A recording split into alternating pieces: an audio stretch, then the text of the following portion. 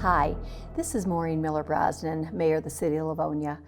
In the middle of a pandemic, against the backdrop of our capital stormed by a violent mob intent on disrupting a sacred act of our democracy, we find ourselves reminded once again of the racial injustices that continue to exist in our society.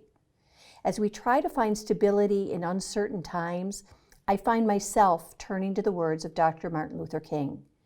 Darkness cannot drive out darkness. Only light can do that.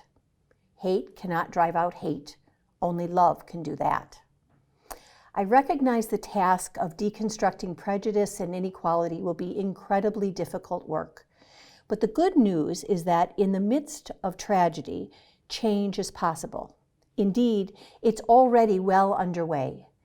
Together, we are capable of ensuring that everyone is treated fairly, regardless of race, ethnicity, national origin, religion, gender identity, sexual orientation, age, disability, or any other identity, starting right here, right now in Livonia.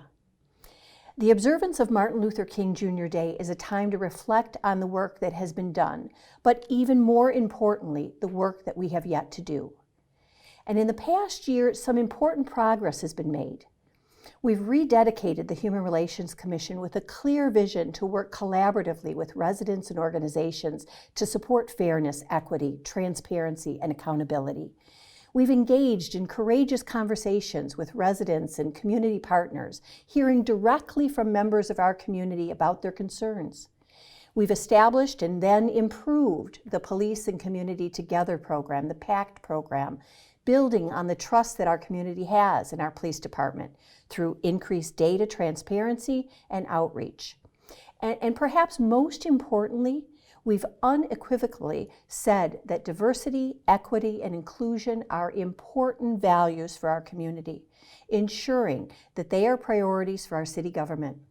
Of course, there is still work to do to make sure that all of Livonia is a city for all, a place where everyone feels welcome. And this is work that can only be done together. It takes all of us to build the type of community that our children will want to come home to.